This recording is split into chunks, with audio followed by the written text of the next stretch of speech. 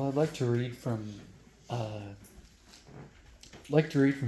Kings, the 9th chapter.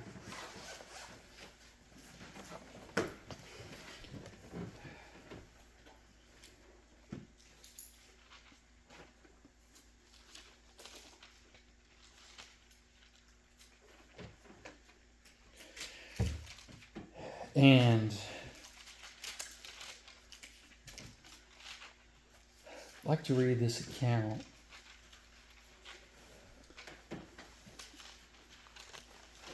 And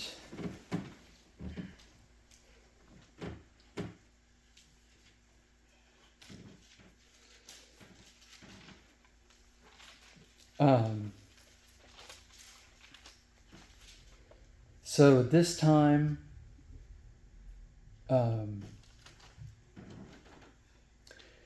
Israel was split up. We know there were the two kingdoms at this time, Judah and Israel. Ahab had been king in Israel for a while. And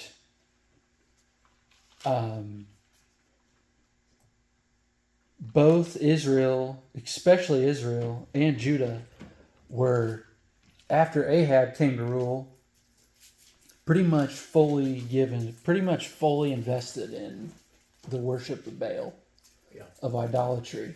Mm-hmm. So this place, this great nation, is pretty much fully invested in Baal at this point.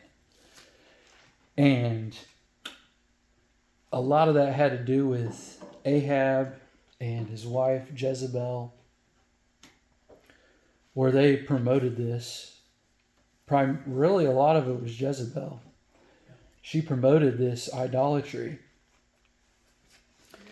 And it was bad, really bad in Israel.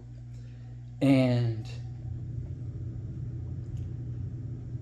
in 1 Kings, you don't necessarily have to turn here, but 1 Kings 16, in the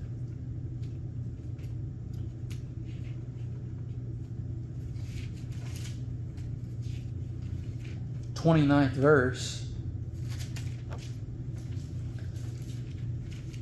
it says, "And in the 38th year of Asa, king of Judah, began Ahab, the son of Omri, to reign over Israel. And Ahab, the son of Omri, reigned over Israel in Samaria 22 years. And Ahab, the son of Omri, did evil in the sight of the Lord above all that were before him. And it came to pass, as if it had been a light thing for him to walk in the sins of Jeroboam, the son of Nebat, that he took to wife Jezebel, the daughter of Ethbaal, king of the Zidonians, and went and served Baal and worshipped him, and reared up an altar for Baal in the house of Baal which he had built in Samaria. And Ahab made a grove, and Ahab did more to provoke the Lord God of Israel to anger than all the kings of Israel that were before him." So you can just start to see how bad this gets. So he marries this woman, princess of the Zidonians, Jezebel, and he builds altars to Baal and houses of worship for Baal and idols, groves. He builds these groves of Baal, statues. And so it gets real bad in Israel. And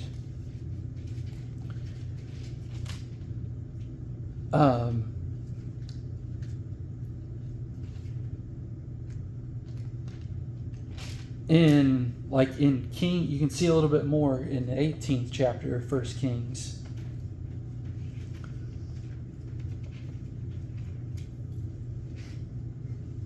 Just in the 4th verse, it says, For it was so when Jezebel cut off the prophets of the Lord that Obadiah took 100 prophets and hid them by 50 in a cave and fed them with bread and water. So you can see that this Jezebel actually was killing prophets, and prophets were hiding in caves. They weren't even allowed out in public because it was that bad in Israel. And it's hard to imagine because this whole country, we know, was set up by God himself, and then everyone forgot that he was the one upholding them, as we just heard in the prayer, that everything relies on him. But yet they start worshiping a fake God that wasn't real, thinking that it was somehow going to help them, bless them, and provide for them, and that it did something for them. And it never did. It was all an illusion. None of it was real. And Baal's prophets were doing very well in Israel. There were over 850 that sat at Jezebel's table. So she hires all these prophets of Baal. Said 450 prophets of Baal and 400 prophets of the groves. So it's real bad. Very, very bad in Israel.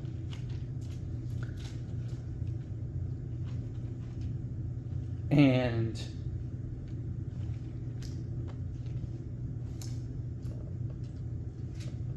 at the same time, Judah ends up becoming pretty much just as bad shortly after. Asa, they become bad pretty much around the same time Ahab. Shortly after Ahab takes over Israel, king of Israel. So Judah starts getting into this too. And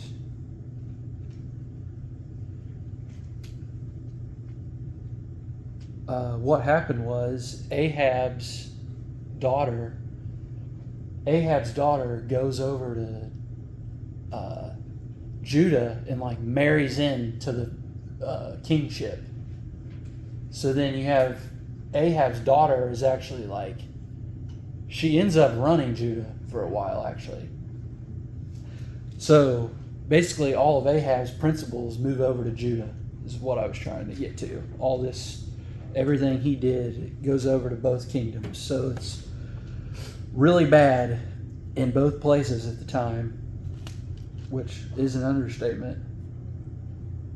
So that's where we pick up. All that to say, verse 9, or chapter 9, 2 Kings, verse 1. It says, "And Elisha the prophet called one of the children of the prophets and said unto him, Gird up thy loins and take this box of oil in thy hand and go to Ramoth Gilead. And when thou comest thither, look out there Jehu the son of Joshaphat, the son of Nimshi, and go in and make him arise up from among his brethren, and carry him to an inner chamber. Then take the box of oil and pour it on his head, and say, Thus saith the Lord, I have anointed thee king over Israel.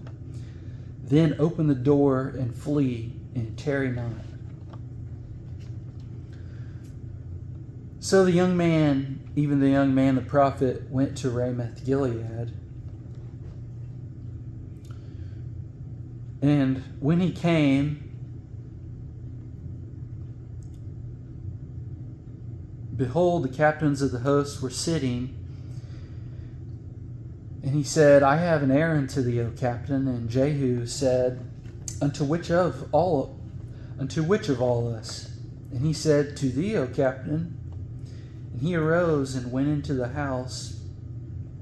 And he poured the oil on his head and said unto him, Thus saith the Lord God of Israel, I have anointed thee king over the people of the Lord, even over Israel. And thou shalt smite the house of Ahab thy master, that I may avenge the blood of my servants, the prophets, and the blood of all the servants of the Lord at the hand of Jezebel.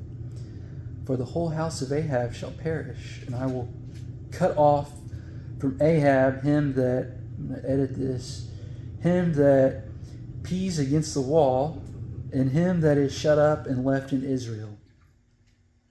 And I will make the house of Ahab like the house of Jeroboam the son of Nebat, and like the house of Baasha the son of Ahijah. And the dogs shall eat Jezebel in the portion of Jezreel, and there shall be none to bury her. And he opened the door and fled. So Elisha, he sends a prophet over to Ramoth Gilead, and that's where Ahab has an encampment set up in Ramoth Gilead, and the reason he has that set up there is this place is like on the border of Syria. It's over on the east side of the Jordan River. It's in the tribe of Gad, which is on the east side of Jordan, and it's like right on the border with Syria. And Ahab just got done with some wars with Syria just recently. So they have an encampment there, right on the border with Syria. And that's where all these captains are. This guy's a leader of Ahab's army. Jehu is at this time. So Ahab is his commander-in-chief. And they're all sitting, and this prophet comes in, grabs him, gets Jehu, and tells him this. And so then in verse 11, then Jehu came forth to the servants of his Lord, and one said unto him, Is all well? Wherefore came this mad fellow to thee? And he said unto them, Ye know the man and his communication. I think that's kind of funny because they said, Where's this mad fellow? Why did this guy come to you, and what did he tell you? I don't know. Like, they had to know this guy. They knew this guy was a prophet of some sort, but he doesn't really tell them. He just kind of brushes it off.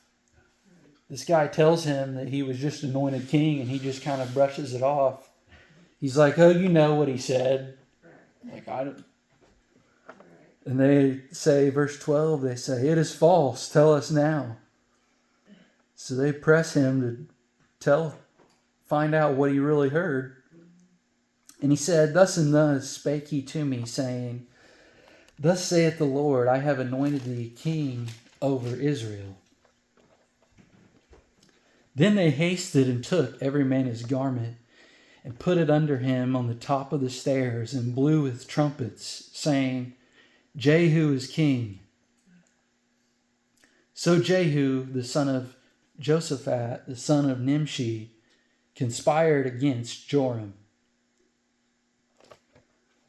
Now Joram had kept Ramoth Gilead, he and all Israel, because of Hazael, king of Syria.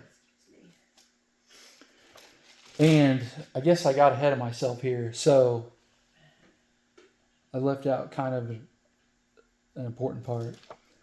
So Jehu worked for Ahab, but Ahab died, and now his son is in charge. So that's where we pick up. Joram is actually the king now.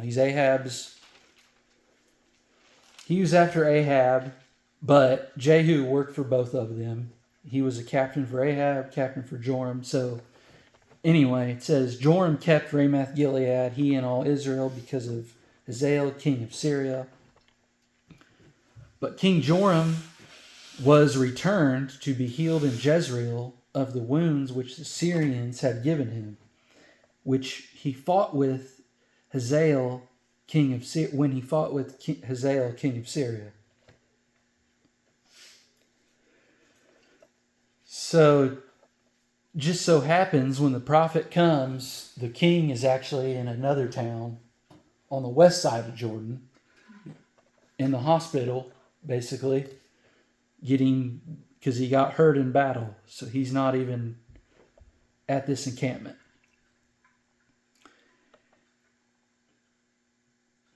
And verse 15, and Jehu said, if it be your minds, then let none go forth, nor escape out of the city to go tell it in Jezreel.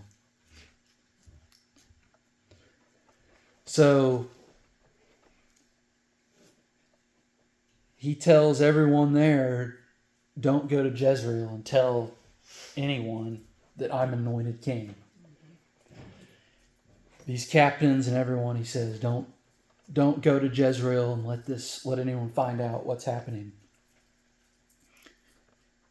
Because he has a plan. He's conspiring. So verse 16.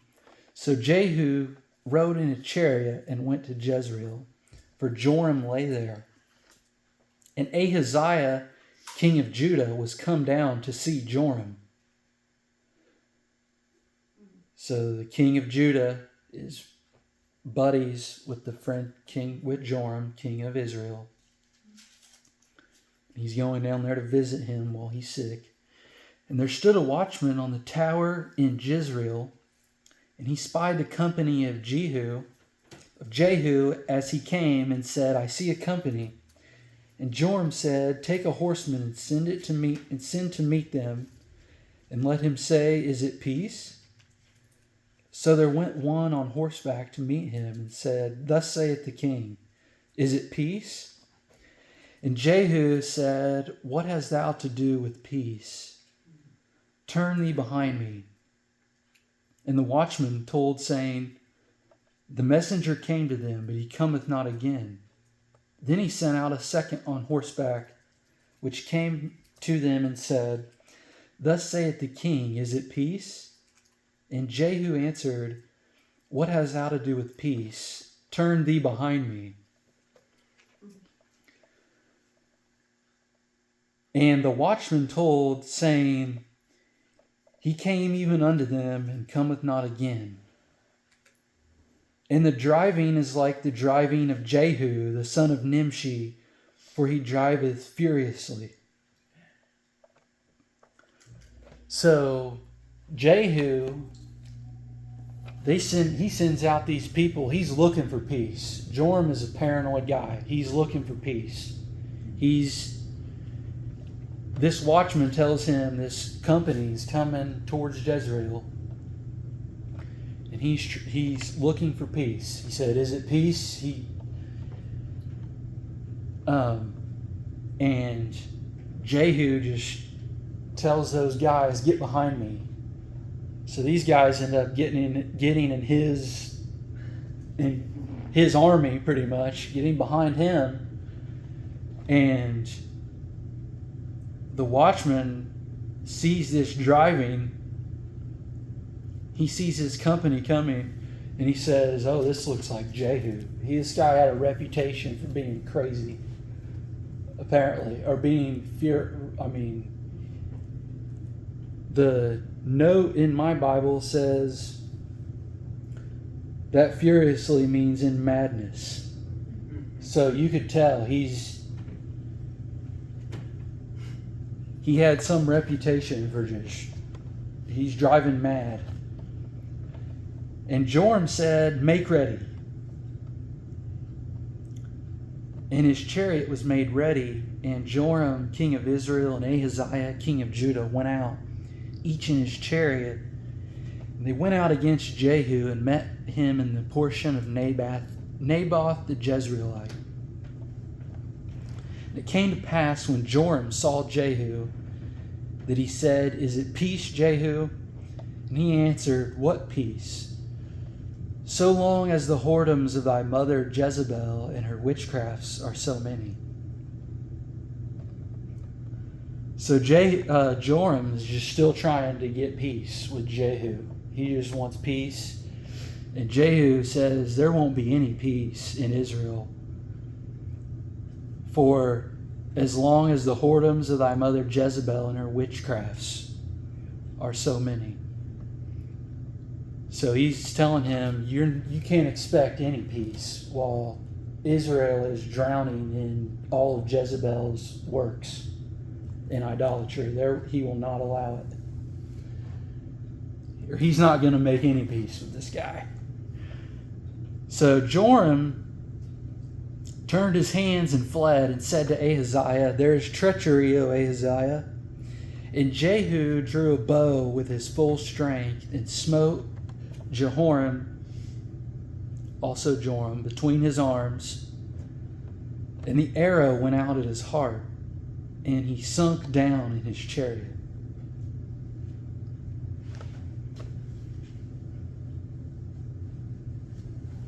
Then Jehu said to Bidkar, his captain, take up and cast him in the portion of the field of Naboth, the Jezreelite. For remember how that when I and thou rode together after Ahab his father, the Lord laid this burden upon him. So, first of all, Jehu, he just had this zeal about him, he wanted to wipe out Joram, because he drew the bow with full strength, as hard as he could, and it went right through his heart. And he says Jehu says to his captain, take his body and put it in the field of Naboth, the Jezreelite. For remember how when I and thou rode together after Ahab his father, the Lord laid this burden upon him. Surely I have seen yesterday, here's the burden, here's God speaking. Surely I have seen yesterday the blood of Naboth and the blood of his sons, saith the Lord, and I will requite thee this plat, saith the Lord. Now therefore take and cast him into the plat of ground according to the word of the Lord. So Ahab, this guy Naboth, Jezebel and Ahab took this guy's land, and Jehu was working, he was with Ahab around this time, and he heard this prophecy come to Ahab. And he said, remember when we were with Ahab that day and God laid this on him? It's happening now. He's cutting off. This is all being fulfilled. And he's throwing Ahab's son into this field that he took, that he stole from this man. So, verse 27, but when Ahaziah, the king of Judah, saw this, he fled by the way of the garden house. And Jehu followed after him and said, smite him also in the chariot. And they did so at the going up to Gur, which is by Ibleam, and he fled to Megiddo and died there. And his servants carried him in a chariot to Jerusalem and buried him in the sepulchre with his fathers in the city of David. And in the 11th year of Joram, the son of Ahab, began to reign Ahaziah to reign over Judah. So he ends up killing the king of Judah also. He kills Ahaziah, and he kills Joram. So he cuts off both of these people. And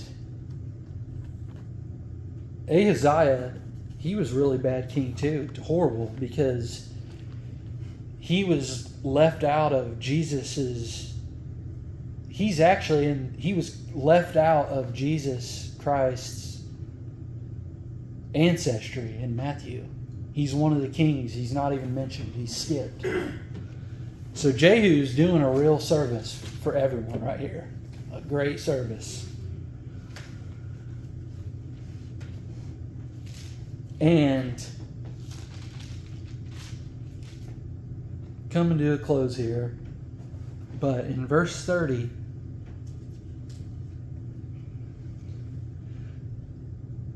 and when Jehu was come to Jezreel, Jezebel heard of it, and she painted her face and tired her head and looked out a window. So, Jehu, he's not done yet. He's wiped out 2 kings in one day, and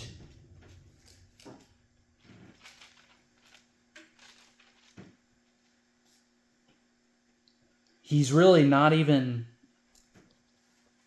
God anointed him as king, but as far as the rest of Israel knows, I don't know if they knew he was king or not. But that didn't matter, but he killed these kings, so he's in Jezreel. When Jezebel heard of it, she painted her face and tired her head and looked out a window. Now, she thinks that somehow she is going to intimidate Jehu. So, she, she tries to get as royal as someone could possibly get. She paints her face, tires her head. So, she's going to try to intimidate this guy, Jehu. And looks out a window. And as Jehu entered in at the gate, she said, "Had Zimri peace who slew his master?" So she's going with her intimidation.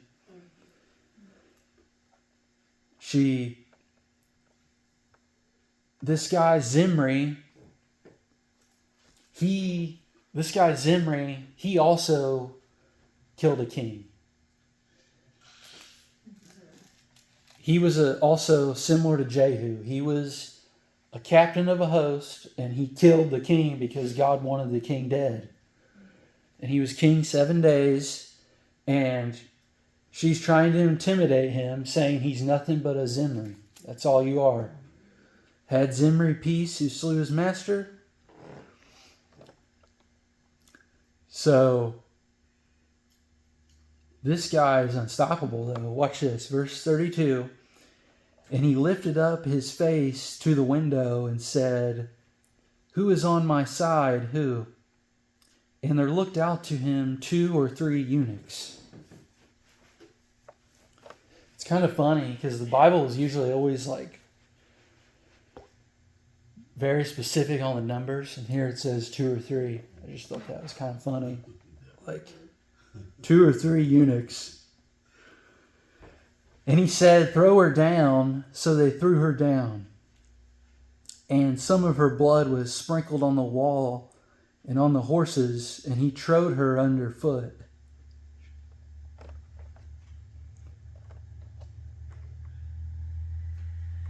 Now watch. Now this is wild. This is a move right here. This is crazy. In this 34th verse. And when he was come in, he did eat and drink. This guy just went on. He just killed 2 kings and had this queen thrown out a window, tramples her underfoot, and then he goes inside this place and eats and drinks. That's amazing. This guy was the man for the job, and God picked the exact guy because he needed someone that wasn't going to be easy on any of this. He needed the guy that was going to just go in there and could eat and drink after doing all this work. The time was so bad he needed a guy like this at the time.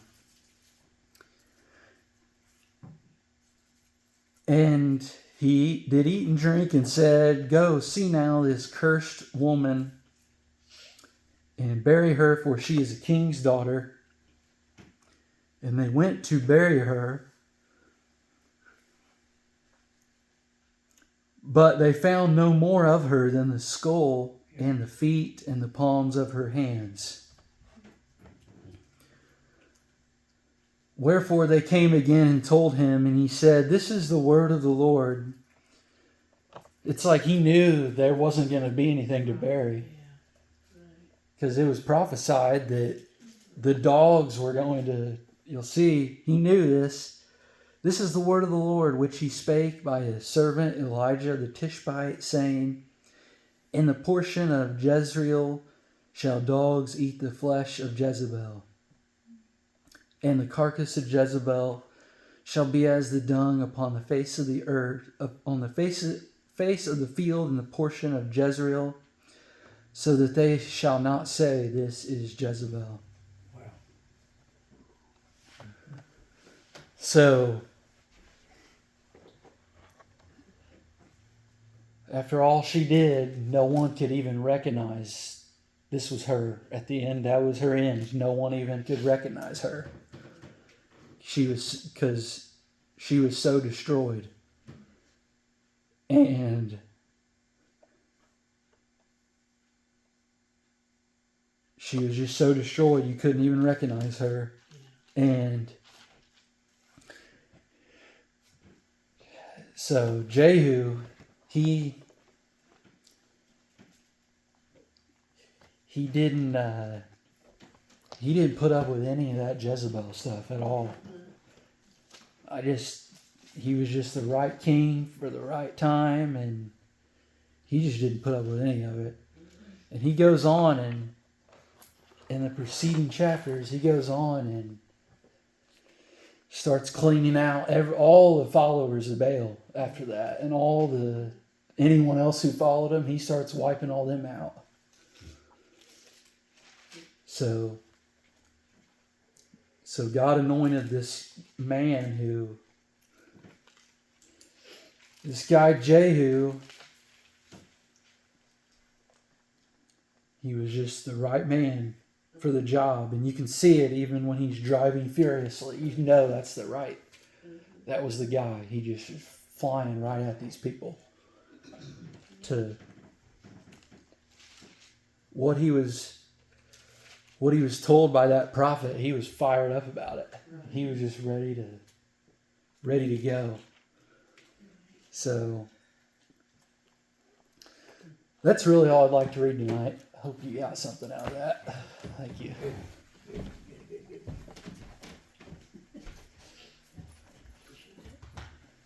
It's hard to always understand that picture in there.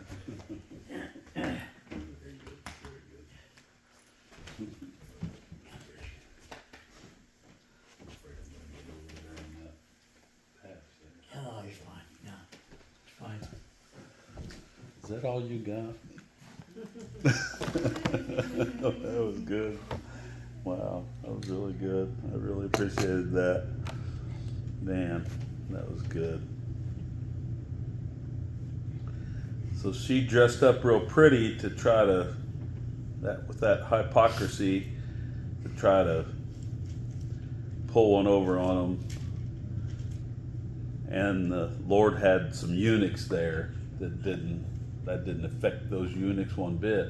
That beauty, the Lord had some eunuchs that they didn't care what she looked like. And he said, "Who's on my side?" And it was the Lord's side, is what Jehu was really talking about. You know, I think he was eating his dinner while the dogs were eating theirs. He went in and ate. He knew they were out there eating that woman. And that's why he sat down and ate. It's kind of a awful thought, but at the same time, it's the Lord provided. It's his church, and he's going to take care of it. And he is the one that it might go on for a while, but he's going to do something about it. He's the one, the great provider of those things. And there at the end,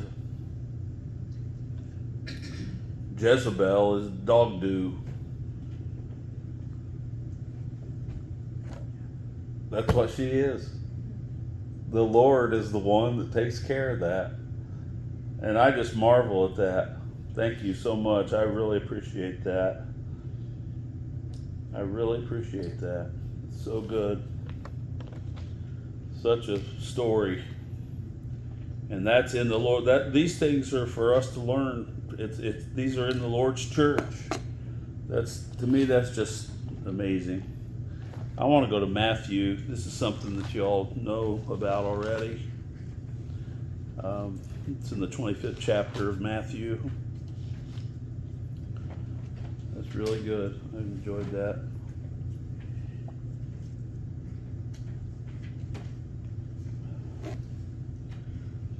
Maybe we all need to learn how to ride furiously. You know, we put up with an awful lot. I mean, I know we're supposed to be loving and kind, and but we don't have to bring it into our lives. But we are still supposed to be loving and kind and patient and all these things, gentle and all that. But we don't bring it into our lives. But so we can do both of those things at the same time, and we need the Lord's wisdom to do that. And I think He has given us the wisdom to do that. That's what's great about it, is we do have the Lord's wisdom to be in the world but not of the world, and that's what's good about it. Here in this chapter, the 25th chapter, it's actually the 24th chapter, the 36th verse is kind of where it starts at, but this chapter here Jesus is talking about when he appears, and the day and hour no man knows, not the angels of heaven, but my Father only. And he says in the 35th verse, 34th verse, verily I say unto you, this generation shall not pass. That's Matthew 24:34. Verily I say unto you, this generation shall not pass till all things be fulfilled. Heaven and earth shall pass away, but my words shall not pass away. But of that day and hour knoweth no man, no, not the angels of heaven, but my Father only. Now I think that heaven and earth is the old covenant. That's that old covenant, heaven and earth. And that passed away, I feel like, when the new covenant came along. But I also feel like that this is a cycle. This is kind of a cycle. It happens over and over again to some extent in the new covenant, even, because that's what, to me, is what the book of Revelation is about. That the Lord comes from time to time and He regenerates His church, because we need that, just like He did in the days of what you just spoke to us about, Ian, where the Lord comes and He renews things, He changes things and sets them in order again. But here I feel like it's Jesus Himself appears in great power. Now He has great power all the time, but He doesn't all the time manifest that great power. But there's certain times when He comes and manifests that great power, and I feel like that's what He's talking about here in this 36th verse. But of that day and hour knoweth no man, no, or not the angels of heaven, but my Father only. And then He says, but as the days of Noah were, so shall also the coming of the Son of Man be.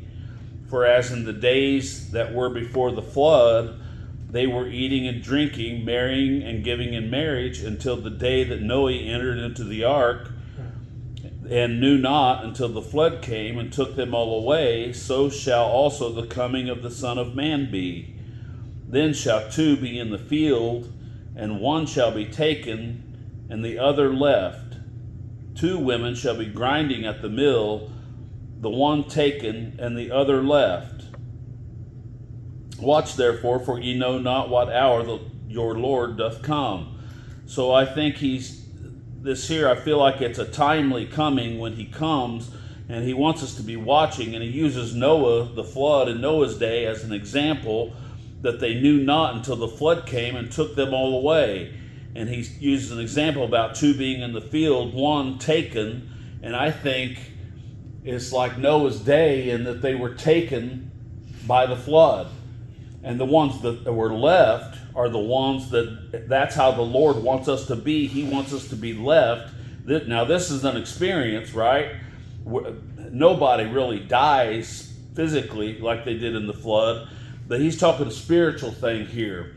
Some in the natural in Noah's day were taken by the flood, and Noah was left, him and his family. And then he used those grinding at the mill. One was taken and the other left. So he's saying, watch, therefore, for you know not what hour your Lord doth come. So he wants us to watch. Now, I don't have to watch when the Lord comes in that final day, when he comes with a shout, with the voice of the archangel we've talked about before. I don't think I'm going to have to watch for that. No. In fact, most of us here, unless the Lord comes before then, will probably be in the grave. We won't be able to watch. We'll be in a grave. We'll be asleep in Jesus. And so we'll be sleeping in a grave, and we don't have to watch because we couldn't watch in that sense. But here he's saying to watch, for you know not what hour your Lord doth come. But this know, if the good man of the house had known in what watch the thief would come, he would have watched and would not have suffered his house to be broken up. So if you knew what hour a thief was going to come and break into your home, you'd sit there with a loaded shotgun and watch, right? So he wouldn't break in and steal all your stuff. So that's pretty simple. Therefore be ye also ready, for in such an hour as ye think not, the Son of Man cometh. Who then is a faithful and wise servant, whom his Lord hath made him ruler over his household? Now, well, I'll go ahead and read this. Blessed is that servant whom his Lord, when he cometh, shall find so doing. Verily I say unto you, that he shall make him ruler over all his goods. But if that evil servant shall say in his heart, my Lord delayeth his coming, and shall begin to smite his fellow servants, and eat and drink with the drunken, the Lord of that servant shall come in a day when he looketh not for him, and in an hour when he is not aware. So that person wouldn't be watching, would they? If they were smiting the fellow servants and eating and drinking with the drunken. Now he's talking about people in the church. He's not talking about outside. But the Lord then would come in an hour when we weren't aware if we were doing that, and then he shall cut him asunder and appoint him his portion with the hypocrites. There shall be weeping and gnashing of teeth. So our portion here in this life would be with the hypocrites. The Lord would give us, instead of giving us that portion and letting us enjoy that portion like the earnest of our inheritance right here, we would get this portion here would be with the hypocrites, and then we would realize that, and we would be weeping, and we would have a gnashing of teeth. We would be sorry, and we would be wanting that earnest of the inheritance, right? And we would be weeping about that. We would be sorry, and we would want that. That's what the weeping and gnashing of teeth is. So then he says here, then shall the kingdom of heaven be likened unto 10 virgins. So I think you can kind of go back to that 36th verse. That's kind of what I usually do. But of that day and hour knoweth no man, no, not the angels of heaven, but my Father only. So in this time of waiting, while we're supposed to be watching, then shall the kingdom of heaven be likened unto 10 virgins, which took their lamps and went forth to meet the bridegroom. And 5 of them were wise, and 5 were foolish. They that were foolish took their lamps, and took no oil with them. But the wise took oil in their vessels with their lamps. While the bridegroom tarried, they all slumbered and slept. And at midnight there was a cry made, Behold, the bridegroom cometh, go ye out to meet him. Then all those virgins arose and trimmed their lamps, and the foolish said unto the wise, Give us of your oil, for our lamps are gone out. Now I feel like the oil is the works that we would have, those good works that we would have as we're waiting and watching. That's something that we have, and that keeps that lamp burning. You know, the good works that we do here in this life, that keeps our lamp burning. That keeps our light shining. That we might have that, keeps our faith going, our lamp burning, our light burning. That keeps us, Paul said to those that have believed in God to be careful to maintain good works. And I think that's why, is because if we stop, then our lamp's going to go out. Eventually it will go out. And we need that in that time of waiting and for our Lord and watching. And so, but the wise, so they kept this light burning because they took this oil with them, and the foolish didn't take this oil with them. They had oil. They all started out with oil. Now our people make that mistake of saying, well, that the foolish were the non-elect. They were never God's children to start with. Well, how did they get a lamp if they weren't God's children? That's foolish to have that thought or to make that point, because you couldn't have a lamp and even start and be in amongst that group of people to start with and have a lamp with oil to start with for it to go out if you weren't one of God's children to start with. So that really doesn't hold any water. So I feel like we all start out with that lamp and that oil, but the difference is that the wise took this oil with them along with their lamps, I guess an extra vessel, you might say. Then all those virgins arose and trimmed their lamps. Now, I guess, how do you trim your lamp? That's cutting off the excess, like charred. What would that be in our lives where we trimmed our lamp so that wick would actually burn even better? And I just wondered about that. What would make my, along with my works, the thing I thought of was just, as I do my works, believe in grace even more so. As I'm doing my works, let my heart be established with grace. That's what I was thinking of. Just make sure that I'm doing my works with grace even more so than don't let those works be the most important thing. I don't know if that's it or not, but just, and my life, let me just cut off any of the excess that I have in my life, anything that would get in the way, I guess, but make sure it's founded on grace and not those works are, not on any kind of law, but make sure it's grounded in grace, and so it would shine even brighter. But anyway, so they trimmed their lamps, and so this light burns brighter. I don't know about that, but I just had a thought about it. But and the foolish said unto the wise, give us of your oil, for our lamps are gone out or going out. But the wise answered, saying, not so, lest there be not enough for us and you. But go ye rather to them that sell, and buy for yourselves. So I think the way they got that oil is, I think the ones that sell are preaching the gospel. That's who's selling the oil. Solomon said, buy the truth and sell it not. The ones that are selling the oil is somebody that's preaching to you what you should do, the gospel truth. And so for you to practice that, someone preaches it and you practice that. And so if you're not, the old expression, well, I'll buy that, Brother Willis used to say, oh, I don't believe that, he wasn't buying it, in other words, but if you're buying it, then that's where you're getting that from. So that's how they got this extra vessel of oil.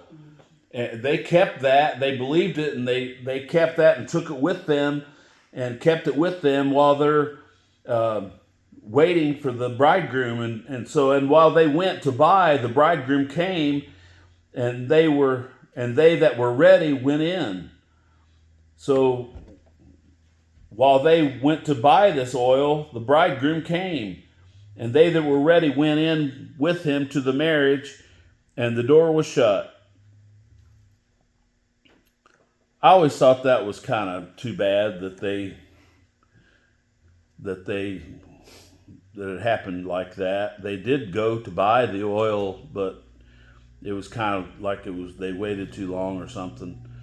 He said, afterwards came also the other virgins, saying, Lord, Lord, open to us. But he answered and said, Verily, verily, I say unto you, I know you not. Watch therefore, for ye know neither the day nor the hour wherein the Son of Man cometh. So I don't believe that Jesus would ever shut us out of heaven itself. I don't believe he would do that after dying for us. So I feel like it's got to be something here in this life.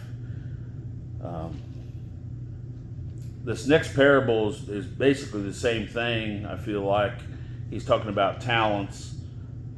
I want to skip past that one and maybe go down to the next one. It starts in the 31st verse of the 25th chapter.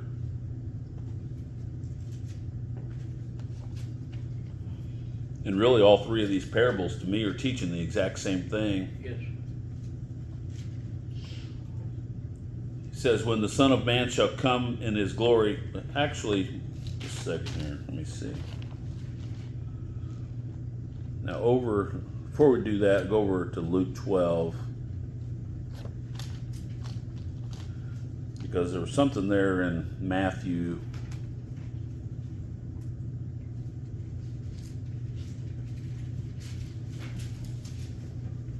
Well, Matthew 12.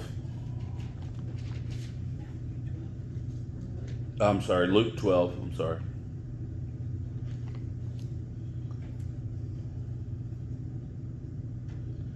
So in Matthew, it doesn't really say that Peter asked the question. It just goes right in. Jesus just goes right into saying, who then is a faithful and wise servant? But here's why he went into that. It's in Luke. Into Luke 12:41.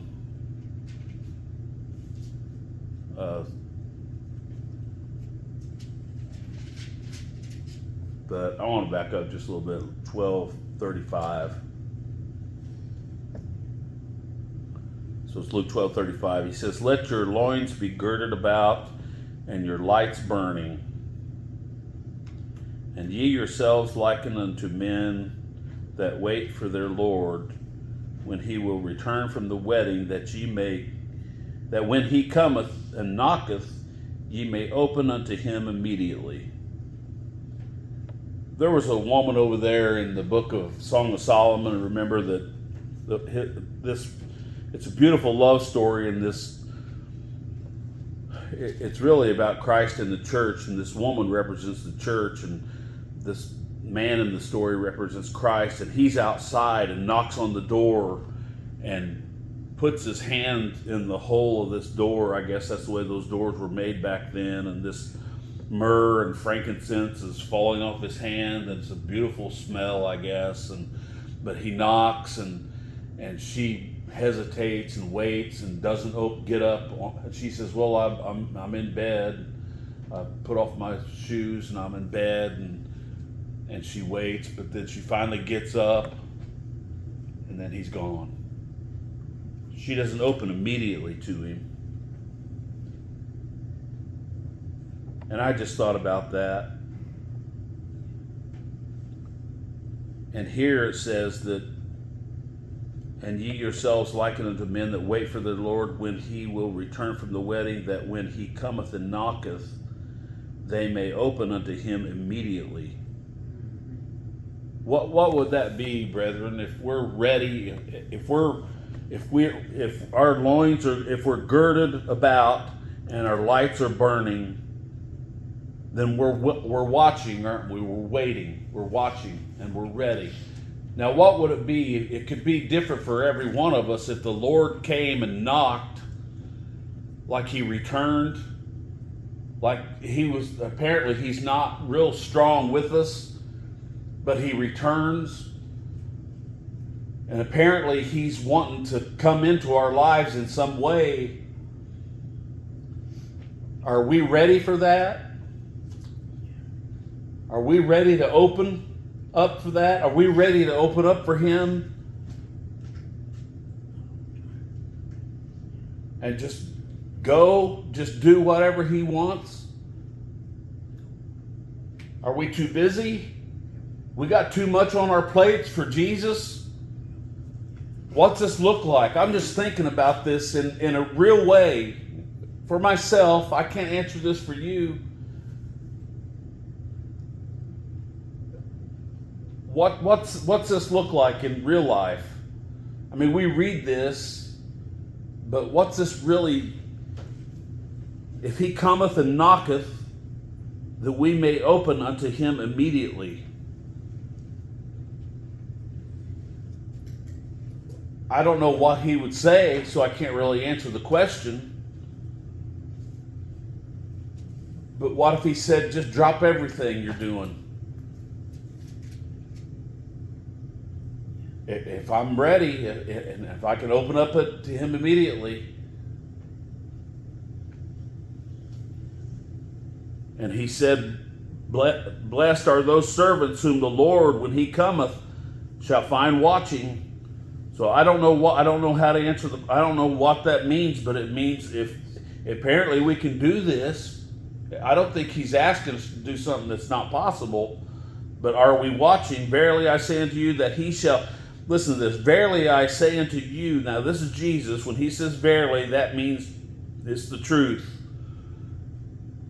Verily I say unto you that he shall gird himself, he's talking about himself, Jesus is, he shall gird himself and make them to sit down to meat, and will come forth and serve them. Jesus just said that verily he will gird himself like with an apron, and he'll make you sit down, and he will come forth and serve you. And you, and you, and you, and you, and you.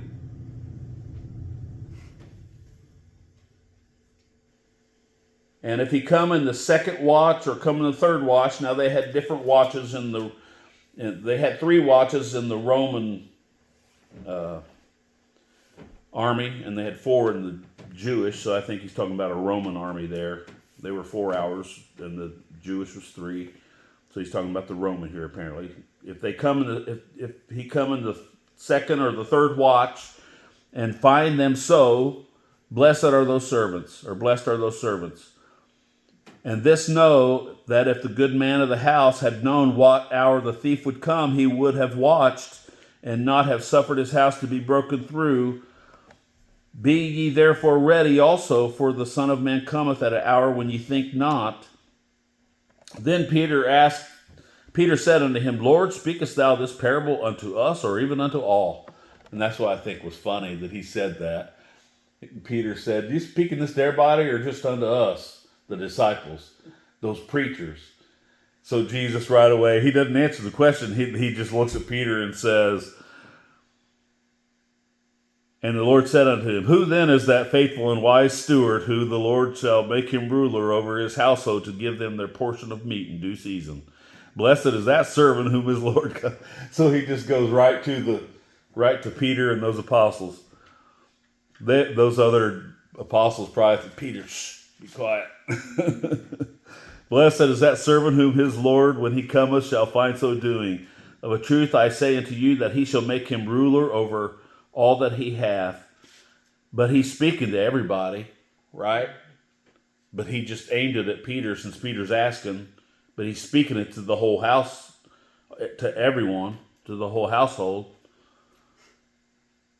But and if that servant shall say in his heart, my Lord delayeth his coming, and shall begin to beat the men servants and maidens, and to eat and drink with the drunken, the Lord of that servant will come in a day when he looketh not for him, and an hour when he is not aware, and will cut him asunder. That word cut in sunder means to cut in half. Cut in two pieces, to bisect. And will appoint him his portion with unbelievers. Now, I think what he's doing is he's cutting us in half, the spirit and the flesh, and he's leaving us with the flesh. The Lord is able to discern between the flesh and the spirit, and he cuts the spirit right off of us and leaves us with just the flesh. He's able to do that here in this life and just let us bask in the flesh for a while, and then there will be weeping and gnashing of teeth. He's doing that to teach us something. He's not doing that just to be mean, but he's doing that to teach us something. and will appoint him his portion with the unbelievers. And that servant which knew his Lord's will and prepared not himself, neither did according to his will, shall be beaten with many stripes. But he that knew not and did commit things worthy of stripes shall be beaten with few stripes. For unto whomsoever much is given, unto him much shall be required. And to whom men have committed much, of him will they ask the more. So, I want to stop right there.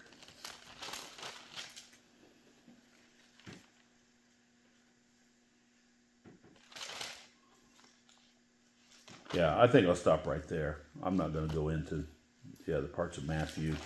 It's just getting kind of late. But anyway, so think about that there in what Ian brought to us, and then that there. And as far as the there in Luke being ready, and that's just when I read that, I thought, wow, what a thought that is, that we might, when he comes and knocketh, that we may open unto him immediately. Are we ready for that? That's a timely thing, but are we ready to open unto him immediately? So, God bless y'all. Thanks for listening. Say a remarker real quick. Sure. About the 38th verse. Where And are we?